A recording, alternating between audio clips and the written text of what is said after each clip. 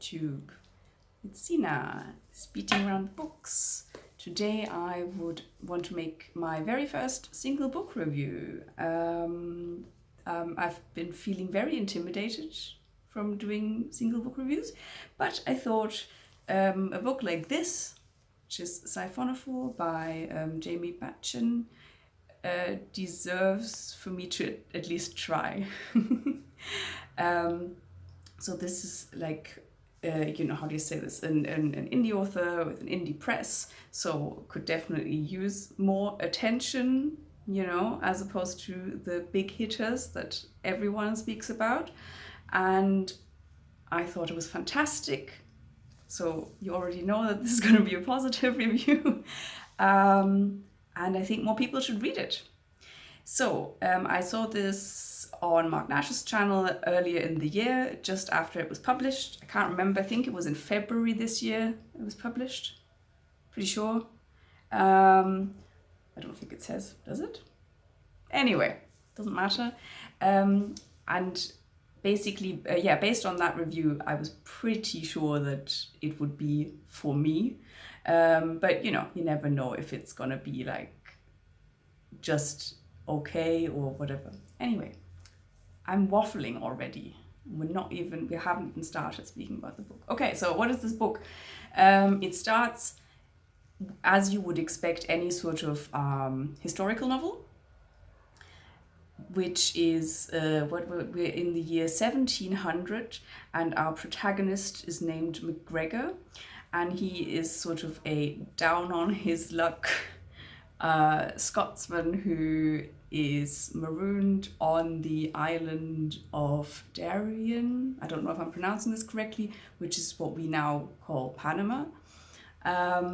He was part of a, how do you say this, a group of ships that were sent there to establish the very first colony of the would-be Scottish Empire. But when they get there, this enterprise is basically doomed.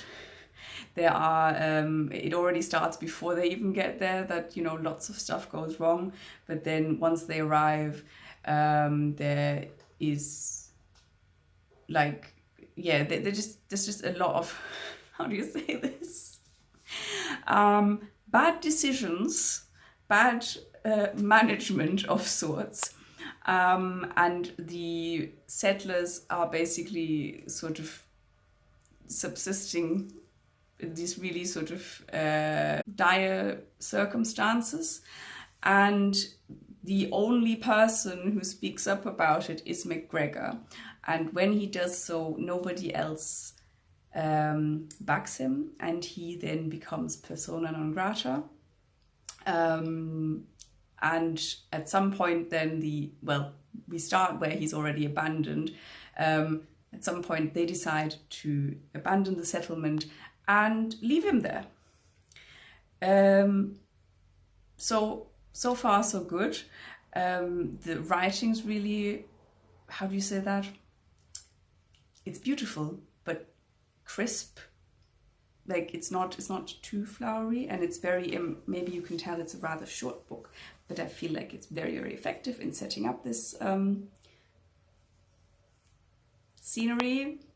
And I am not good at this. Anyway, let me give you an example in case you haven't seen Mark Nash's review already, because I think he started with that one as well, but it's just really good, which is, this is like the very first page. So example of writing, there's two that I'm going to give you. So the first one's right in the beginning. The process of my execution has begun. My Darien wields the axe, and I am naught but neck. And the other one is where he describes the journey on the ship there. Life stowed below deck was soon marked by darkness and noise, mixed with the clammy smell of death that soaked into the planks. A gossamer thin veil separates our world from the animal kingdom, and this barrier is brushed aside in the dark, dank bowels of a ship. I thought it was really effective.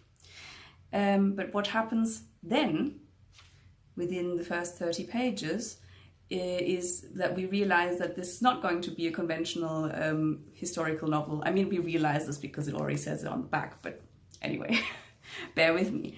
Where McGregor all of a sudden sort of breaks the fourth wall and addresses the reader directly, and he sort of comments on a few anachronisms that were used in the previous pages that you may or may not have noticed. I haven't, because I know nothing about sailing and so on.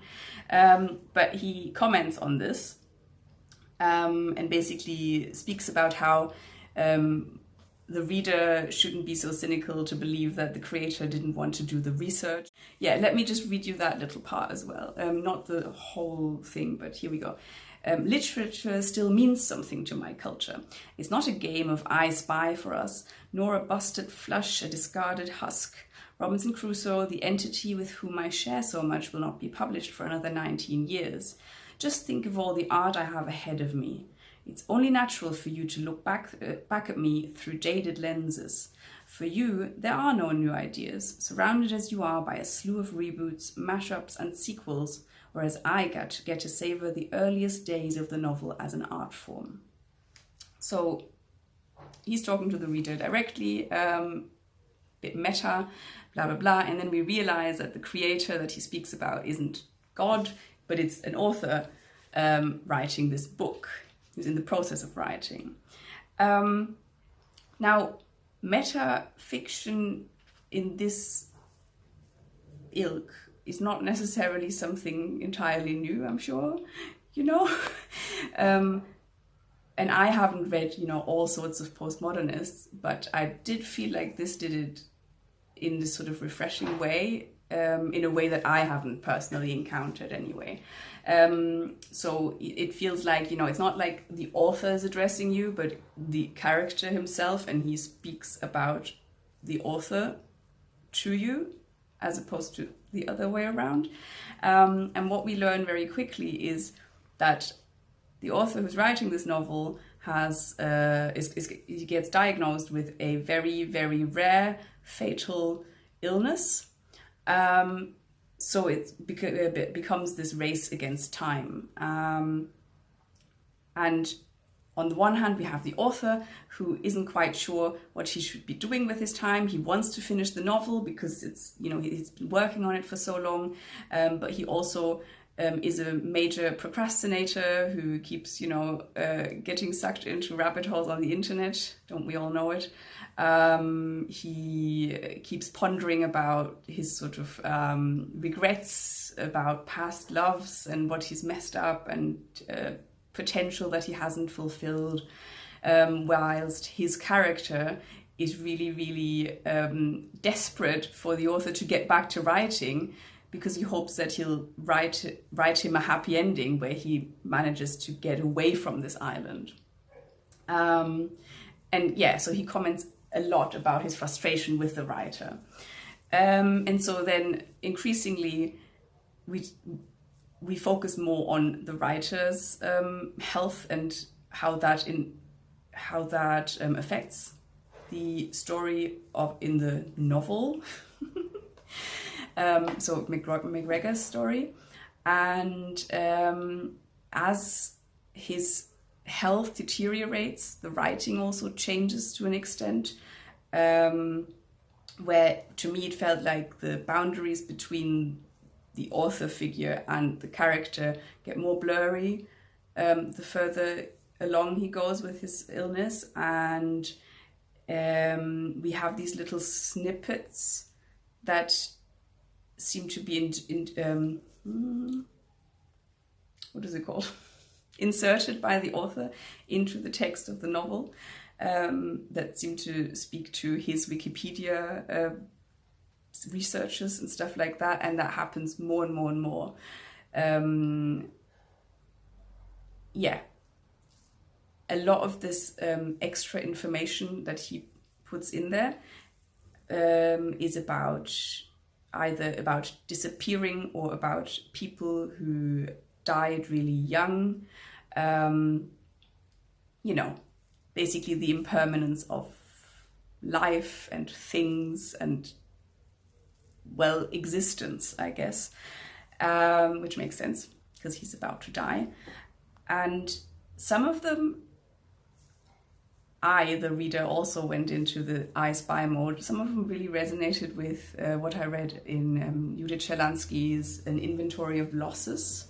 And I had really wondered if the author, Jaimie Batchan, whether he's read her or not, or whether it's just a sort of coincidence, because it's quite probably not too surprising that they might come across similar topics, since they're both about they're both concerned with disappeared things.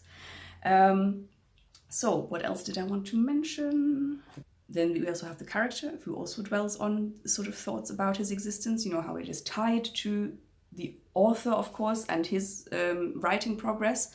But what I found interesting then, he also sort of reflects on the relationship of his existence with the reader. And so then there is another quote I would like to read to you. Let me find it.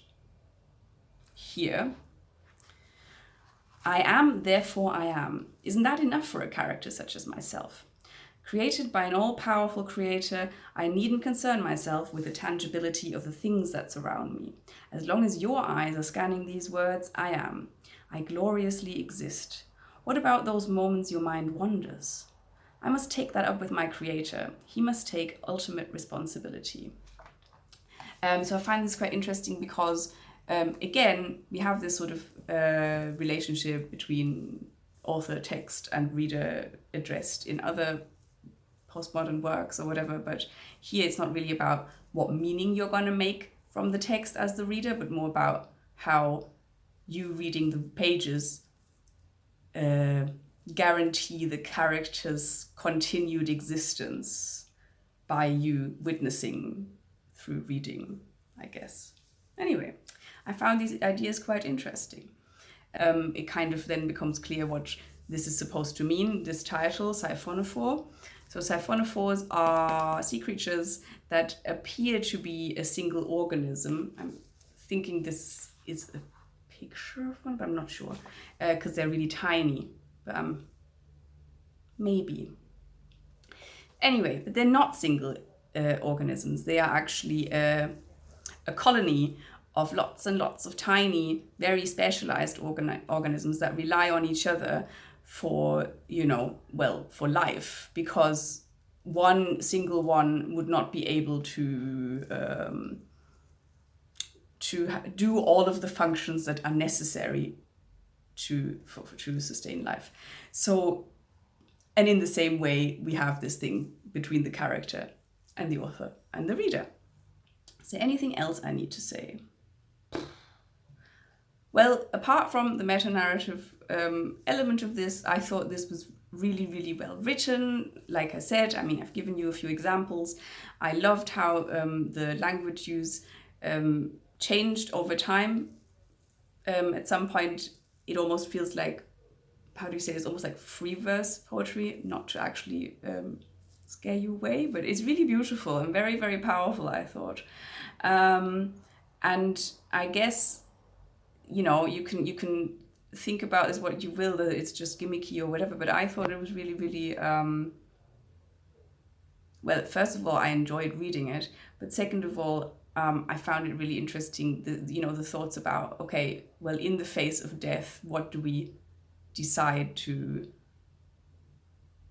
concern ourselves with? What do we dedicate our time to when we know that it might all be for nothing, Like this author, for example, he doesn't know if he'll be able to finish the book, if it'll be published, and so on and so forth. So excuse my rambling and waffling on, but I hope at least a few of you might be interested in picking this up. I can definitely highly recommend it. And it's a very short read, so you're not committing to too much. Yeah, let me know if you have read this or if you are interested in reading it. I would love to hear from you. And if you know of any other books that go in a similar direction, definitely let me know. And until then, have a lovely day. Bye bye. The title seems a bit odd in the beginning. Maybe I have to redo this.